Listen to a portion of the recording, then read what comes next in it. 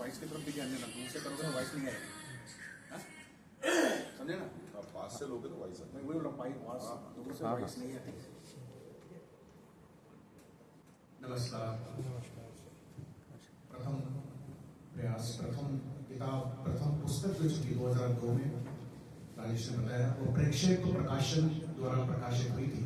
30 जून मोरबल के सभागृह में इस पुस्तक का लोकार्पण समारोह हुआ था अब्दुल आसमा का, और हिंदी और उर्दू के बड़े शायर, बड़े विद्वान डॉक्टर मंशूर रहमान मंशा साहब की अध्यक्षता में इस किताब का लोकार्पण हुआ था। डॉक्टर सागर खारीवाला जी मुख्य अतिथि के रूप में उपस्थित थे।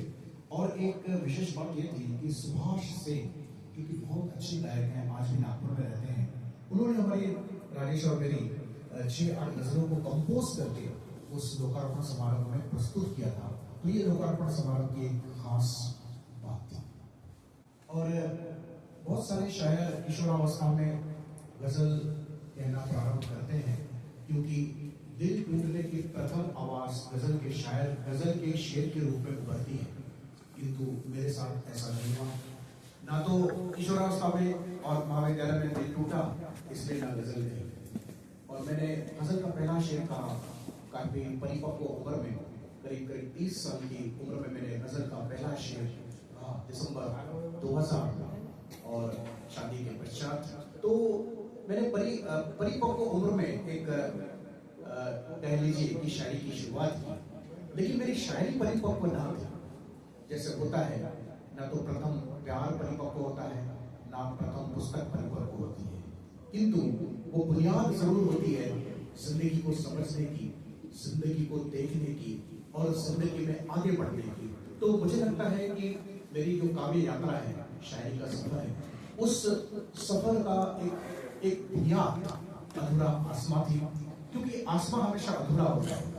आप पृथ्वी को अंतरिक्ष से यदि देखें तो संपूर्ण पृथ्वी को देख सकते हैं, किंतु पृथ्वी पर खड़ा होकर के जब आप आसमान को देखते हैं, कोई भी दुनिया में व्यक्ति संपूर्ण आसमान को नहीं देख सकता। और इसलिए अपूर्णता जिंदगी है, अपूर्णता प्रेम है और अपूर्णता ही शायरी है। तो इस भूमिका के साथ अधूरा आसमा का हमने ये शीर्षक भी दिया था। और मैंने गजलें दिसंबर 2000 में कहना प्रारंभ किया, और जून 2002 में मैंने 2.5 साल के सफर में जितनी गजलें लिखी। अब इसमें ऐसा था कि प्रथम वर्ष में मैंने 125 गजलें लिखी, और उस समय गजल का ज्ञान नहीं था, इल्म नहीं था। फिर स्वर्गीय हरी दिलगिर साहब से हमने वो तालीम हासिल की।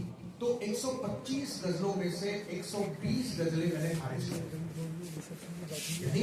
हमें समझना आवश्यक है, कोई भी नया शायर को ये हिम्मत करनी पड़ती है, स्वयं को खारिज करना पड़ता है। Until unless we do not reject ourselves, we cannot progress on the path of poetry.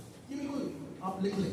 तो मैंने सिर्फ 5 गजलें उसमें से, जो 125 गजलें मैंने लिखी थी, उनमें से केवल 5 गजलें को मैंने रिटेन किया और इस पुस्तक में शामिल किया। और बाकी 2 साल में मैंने जो दिलगिर साहब के मार्गदर्शन के बाद जो गजलें मैंने लिखी, इस प्रकार से 50 गजलें मेरी इस संग्रह में शामिल हैं। और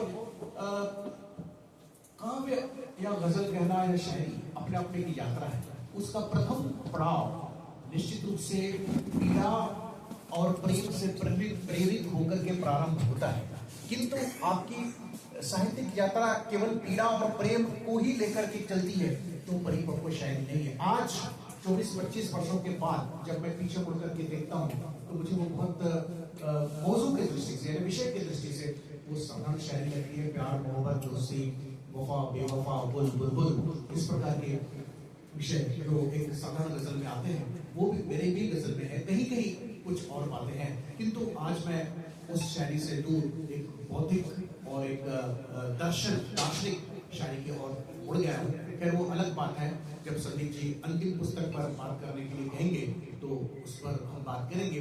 बस इस पुस्तक की एक गजल जो कि मुझे बहुत प्रिय है और पॉपुलर भी है, आपके समक्ष प्रस्तुत करता हूँ कि सारी रात सितारे गिनना कितना मुश्किल है, कि सारी रात सितारे गिनना कितना मुश्किल है, तन्हा तन्हा रोते रहना कितना मुश्किल है।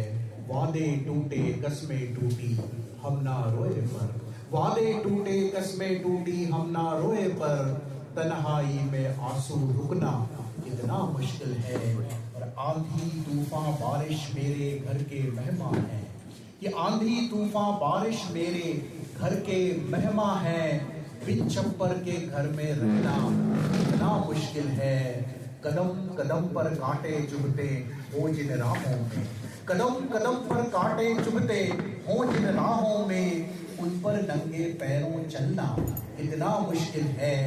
चंद तेरी मेरे दामन में यादें बाकी हैं, चंद तेरी मेरे दामन में यादें बाकी हैं। कुछ सांसों पर जिंदा रहना कितना मुश्किल है। जर्रे से तारा बन जाऊं सोचा था लेकिन, जर्रे से तारा बन जाऊं सोचा था लेकिन, अपनी किस्मत को यूं बदलना कितना मुश्किल है। सारी रात सितारे गिनना कितना मुश्किल है। तन्हा तन्हा रोते रहना कितना मुश्किल है।